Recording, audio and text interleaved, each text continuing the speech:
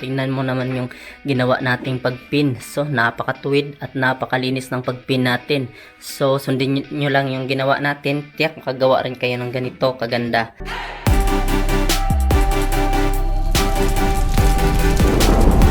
So, sa hindi pa ako kilala guys, ako pala si Ransky Tutorial. Nagtuturo ako dito ng table skirting, napkin folding, towel folding, at iba't iba pang tutorial. Isa na namang napakagandang design guys yung ituturo natin ngayon. So, nagawa na natin ito sa isang event.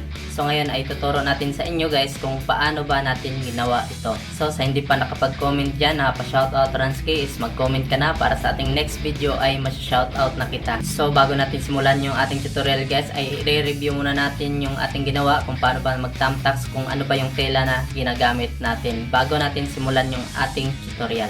Ito yung table na lalagyan natin ng design. So yung haba ng table na ito is 1 and 1/2 yards and 2 inches. So yan yung eksakto na sukat ng table natin. So ito yung tela na gagamitin natin ngayon guys. So Alpha Gina yung gamit natin. So mumurahing tela lang ito. So 15 yards, bumili na tayo ng 15 yards guys. So, pero hindi pa natin alam guys kung ilan ba yung magagamit natin na yarda dito sa ating design ngayon. So mamaya sasabihin natin kung ilan ba yung nagamit dito. At yung tablecloth naman natin guys, yan, pitch wheel yung ginamit natin dito, pero pwede rin ito guys. So ito lang yung ginamit ko kasi all purpose na kasi ito. So hindi na medyo nakikita yung mga itsura ng lamesa natin sa ilalim. So kahit marumi or wala ng pintura, so hindi na siya makikita halos. May allowance dito ng mga 2 dangkal. So sobra ito ng 2 dangkal dito at 2 dangkal doon sa kabila. So ito naman yung ginagamit natin na pin. So mura lang ito guys, 12 pesos lang yung isang pad nito. So paano ba itamtax itong cloth natin? So nasa sa inyo guys kung ano yung paraan na gagamitin nyo. So ito yung paraan natin. So dito guys, ganyan lang natin dito sa kanto. Ayan, pag ganyan. Tapos tutusukin natin ng thumbtacks. Ganyan. Ayan na. So, gaganyan lang natin guys. So, parang iikot natin siya ganyan. So, itamtax natin sa ilalim. So, hindi natin itatamtax dito sa gilid kasi mamaya baka makaistorbo sa ating gagawing skirt mamaya. So, dito naman guys ay hihilahin natin kaunti. Yan. So, bakit hihilahin natin? Para mamaya hindi bababa yung skirt na gagawin natin or design. So, hihilahin natin kaunti. Yan. Tapos, tamtax natin dito sa ilalim. Yan. So, yung dito guys, magkatulad rin dito sa kabilang dulo. At doon rin sa likod, ganun pa rin dito, katulad lang. So, katulad pa rin ng dati guys, is lalagyan muna natin dito ng takip. Itipin natin siya dito sa may kanto niya at dito sa kabilang kanto. Tapos dito na tayo magdi-design sa harap. Lalagyan na natin ng takip. So, pinin lang natin siya dyan guys ha. At saka dito sa kabila. So, magpi-pleats na tayo dito sa harap. So dito na tayo guys. So dito na tayo sa may kanto guys. So gagawa tayo dito ng 3 pleats na 33 inches. So open pleats lang yung gagawin natin kasi pangit kasi guys pag hindi natin lalagyan dito sa may kanto niya. At doon rin sa kabila, pareho lang rin dito. So paano ba gawin ito guys? So iganyan lang natin yung ating tela. So ito yung 3 inches natin. Ayan. So dudukutin lang natin yung katapat ng 3 inches. Ayan. So pabalik. Ayan. Tapos hahawakan natin, tapos ipin na natin. So yung pagpin guys, papasok, palabas, tapos pasok ulit yung dulo dito sa ilalim. Ayan. So walang makikitang dulo. So open pleats lang kasi ito guys. Kung may nakausling dulo dyan is pangit tignan at nakakatakot pa, baka may matusok. Ayan. So dito naman, isa pa. Ipin natin. At tusok ulit. Ayan. So, 2 na. Isa na lang.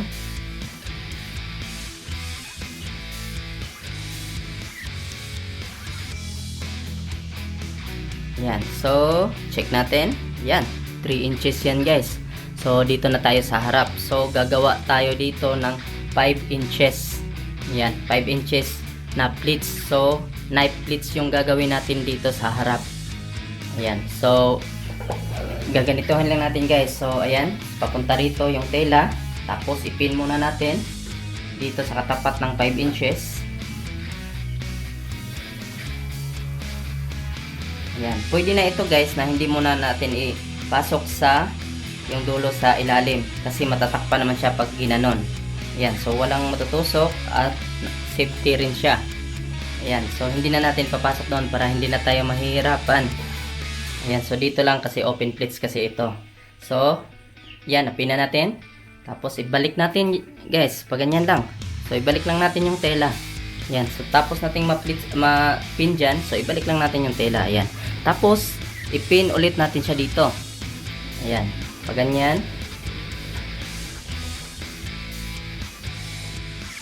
So ganun pa rin yung pagpin guys, papasok, palabas. Ayan. Tapos ayan na. So dito naman tayo sa kabila, iurong lang natin yung ating panukat papunta rito. Tapos pin ulit natin siya dito. Ayan. Ganun pa rin yung pagpin. Ayan, so balik ulit. So balik ulit tayo dito sa kabila, dito na sa katabing pin. Ayan.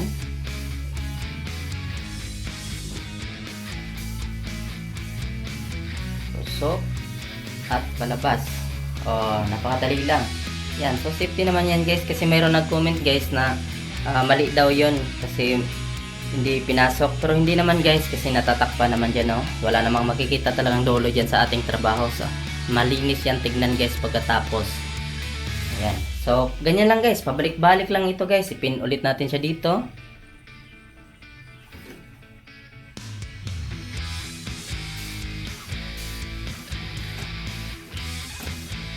Ayan. Tapos pabalik ulit.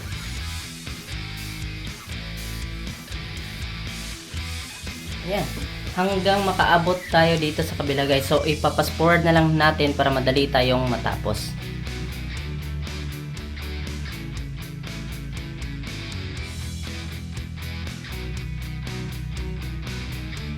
So wag kalilimutan guys. So maglalagay tayo dito ulit ng tatlong pleats na 3 inches katulad dun sa kabila.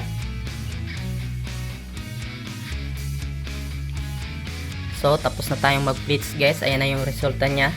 So napakaganda niya kahit hindi pa siya tapos. So tingnan mo naman yung ginawa nating pagpin. So napakatuwid at napakalinis ng pagpin natin. So sundin nyo lang yung ginawa natin. Tiyak paggawa rin kayo ng ganito kaganda. So magdi-design na tayo dito sa ibaba. So dito na tayo sa mahirap-hirap na parte ng ating design guys. So ito. So tsaka muna itong tatlong ito. So dito muna tayo magsisimula. So dito guys naman, dito sa knife pleats na ginawa natin is magsukat ka lang ng isang dangkal. Ayan. Tapos ipin natin siya. Tusok natin dito para hindi siya gagalaw. So ganyan guys. Tusok lang natin. Ayan, tapos pabalik natin yung dulo niya, ganyan na yung itsura niya. Ayan, nakadikit na siya dito sa ilalim. Tapos ipin natin paloob para walang makitang dulo. Ayan, so ganyan lang guys. Ayan, so napakadali lang, di ba? So ganyan, so ganyan natin siya, parang i-square natin siya. Ayan, so susukatin natin dito, papunta rito 5 inches dito, so 5 inches rin papunta rito. So ayan, 5 inches. Ayan. Tapos dito guys, isang dangkal ulit dito at dito natin siya ipipin. Ayan. Yung pagpin guys, ganyan lang guys. So pagsama natin sila. Ayan. Tapos tutusukin natin silang dalawa. Tapos pabalik sa loob. Tapos papasok. Ayan. So ayan na yung itsura niya. So naka rectangular pala, hindi pala square kasi pag square dito lang. So naka rectangular na siya. Ayan. So dito naman sa kabila. So ganun pa rin, baka nahihirapan kayo guys ha.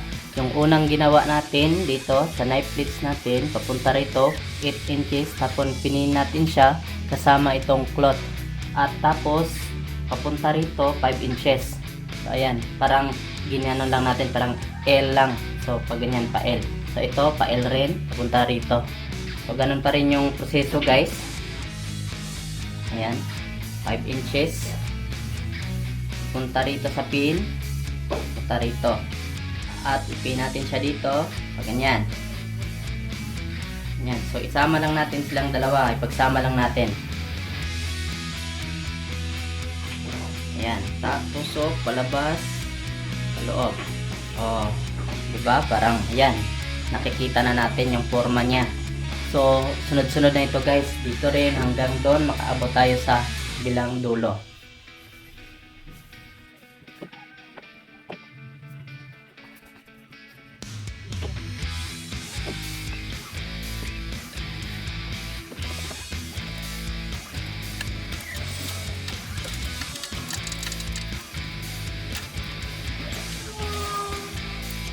So, tapos na nating mapin lahat guys. So, dito naman tayo sa baba. So, ika-crime fold natin papunta rito para lilitaw na yung design niya. So, dito na tayo guys. So, yung katapat ng pin natin, punta rito, is yun yung dudukutin natin hanggang makaabot tayo dito sa itaas. So, ito. Ito na yan. So, tutupi-tupiin lang natin na parang pamaypay guys. Yan. Balik-balik lang guys. Parang nagtutupi ka lang ng pamaypay. Tapos, ipin natin siya dito sa itaas. Ayan. So, yung pagpin niya guys ay isasama natin lahat. Ayan. Tapos, papasok sa labas. Ayan. Ayan yung itsura niya. Ayan. So, dito naman sa kabila, ganun rin. So, ipofocus natin yung camera para makita nyo maigi kung paano natin ipinin. So, pupunta dito sa itaas. Tupi-tupiin natin.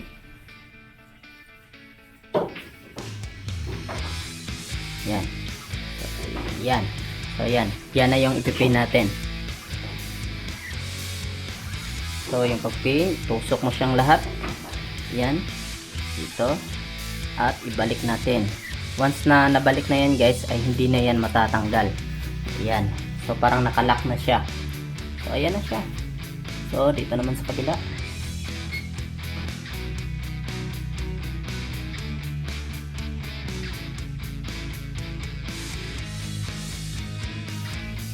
So, ayan. Tapos na natin malagyan lahat ng mga crime fold. So, dito naman tayo sa gilid niya. So, dito ay papasok na natin. Ayan. Sa kabila. Ayan. Tapos, ipipin natin siya dito. Sa ibaba. So, ganyan. So, ganyan ang itsura niya. Para babagay siya dito sa ating ginawa. So, dito naman tayo sa kabila. Natin. Yan, tapos ipin natin siya. So, ganyan lang kadali guys. So, tapos na tayo guys. Ayan na yung resulta niya. Napakaganda niya. So, tignan nyo naman. Yan no. Napakaganda niya at napakalinis niya pa tignan. Yan, so hindi ka talaga mahihiya nito pag ito na yung nagawa mo. So, hindi ka na mahihiya sa mga bisita mo na ipakita yung napakagandang skirting na ginawa mo. Gusto mo pa ng iba pang mga design is pumunta ka lang sa ating page or channel. So naka-playlist na yan, so hindi ka na mahirapan pang maghanap. So ako pala si Renz Tutorial guys, and peace.